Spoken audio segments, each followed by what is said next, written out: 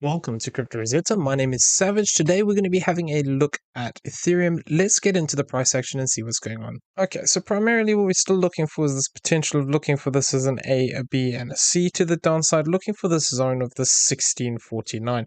Now this is looking to actually bring us back down into this key support zone, which we've been talking about, looking for some of these lower target ranges here from this 1712 to this 1506 as a potential target. Now I'm keeping an eye on a couple of things here. I want to see whether we get an interaction with this channel. We can see here the 50% is nestled quite nicely in this area. And then as well as that, we have some lower areas which could be interesting towards this 0.618, which is sitting here at the 1624. Now we've also got some key support levels, sitting here at this 50%. So we'll have to see whether we get a reaction around this 1712. Now, if we're getting a direct sell-off here to the downside, what I would be looking for is actually something more along the lines of this to play out, and we're going to be looking at basically something like this. So we're talking about that potential of looking at this as a 1 and a 2. For confirmation, needs to move down much lower here towards the 1700 level. So within this structure that we currently have, what I'm looking for is whether we're actually starting to extend out, where we have this as a 1 and a 2 here, looking at this as an additional 1 and a 2, and then looking for this orange count to play out. So this orange count would actually still be valid as long as we remain below this 1876. Crossing this 1876 would invalidate this orange count here, but it wouldn't mean that the yellow count was invalidated, which is looking for a move down towards a 1742.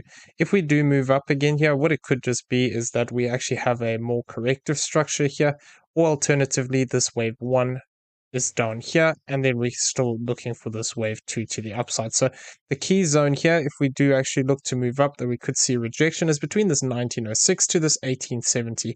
So as long as we remain below this 1906, I will still be looking for that potential to have a direct sell-off to the downside here. Now it is likely that this 1-2 is actually here and we're extending out, but like I said, if we do get an additional push up here, but fail to actually take the high of this 1930, what we could have is an additional 1 and a 2 here. Now, the thing with this is we need to be cautious because at that point, we would still only have a 3-wave move to the downside. So what we need to do is maintain this high that we have here if we want to look for this continuation to the downside. And once again, in the shorter term, maintaining this high here at this 1876. If we're looking for the orange count. Now, what I'd be expecting here is to actually see a breakdown towards the 1752, looking for this as a third wave, and then looking for a fifth wave to the downside, looking to take us down past this 1618, which would be here at this 1742. So this would be of the yellow count. From that point, what I'd then be anticipating is an additional 3-wave move to the upside, and finally another 5-wave move to the downside here.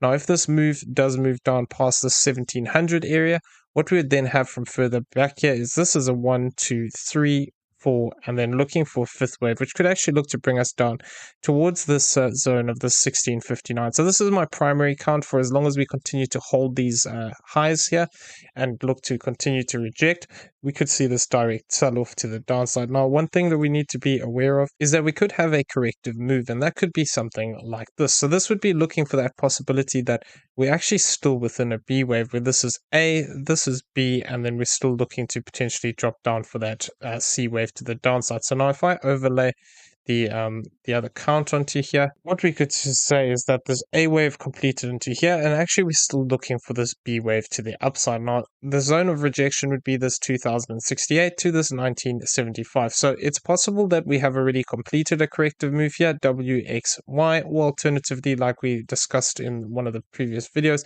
where this is A, B, and C.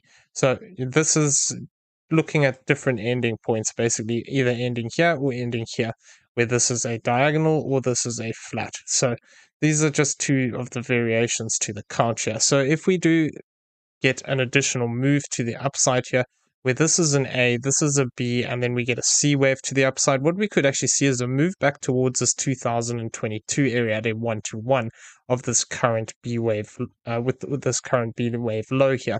Now, if we do get a push to the upside here, what this could just mean is that this Y wave is not completed, and what we have is a flat correction in the Y wave here as well. So this would basically be a double flat correction.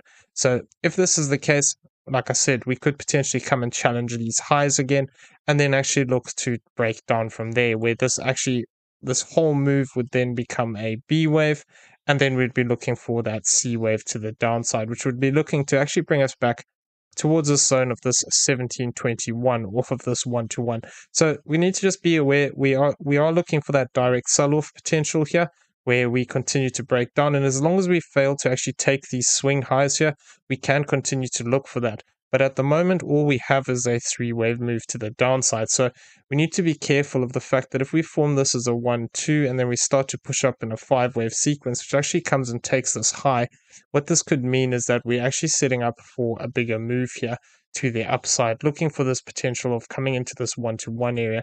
Now, given the current structure here, what we'd want to see if that was the case would actually be moving up past this 1618, which would be this 1907. So if we start to develop a move here where this becomes a 1-2, potentially we form another 1 and a 2 here, and then we get a 3, 4, and a 5 up into some of these higher levels. What we could actually get is a reversal here, where this is actually looking for another 5-wave structure here for this C wave to the upside here. So this is where we're going to have to just, just be a bit careful of within the structure. It is also possible we could argue we have something like this 1, 2, 3, 4, 5 as a diagonal, in which case we would be looking for a bit of a deeper retracement here, and that would be looking actually for retracing in between this 1972 to this 1912. So this is why it's key if we are looking for, another leg here. We're going to have to keep an eye on how this move plays out. If we get a 3-wave move to the upside, even if we do take these highs, it could actually just mean that we are still looking to form an additional leg here where this becomes 1-2. Then we'd get a deeper corrective structure, a deeper 5-wave move to the downside here.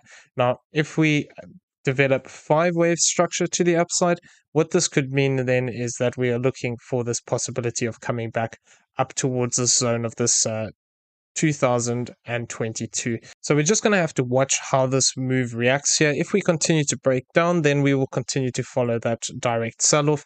If we are looking to actually hold this low and starting to push up in 5-wave structure, potentially this 2022 area could be a zone that we actually look for as a potential target, looking to actually sweep these highs before moving down, which it wouldn't surprise me given the current structure. We've been very choppy in this area. Now, one thing I just wanted to also talk about, we were talking about that potential for a breakout to the upside, looking at this potentially as a 1-2 here, and then looking for that possibility that we could actually extend up. But we've actually come down very low now, so this makes this less probable. One thing I am keeping an eye on is the fact that we could actually have something like this playing out, where we have a diagonal. Now, once again, these are expanding diagonals. They're not as common as the variation that is contracting. But what we could see here is that this becomes 1, 2, 3, 4, and then we get another 3-wave move to the upside, which has to cross this 2023. So the key thing here is if we do develop a 3-wave move to the upside, which crosses this 2023, and then we get a 3-wave move to the downside, this could actually set us up for either an A wave here or a wave 1, in which case we could be looking for this as a B wave or a wave 2, and then looking to continue up. So it's going to be really important, the structure within any kind of a move to the upside here. Like I said, a single 5-wave move up here would tie into that idea of having a flat here.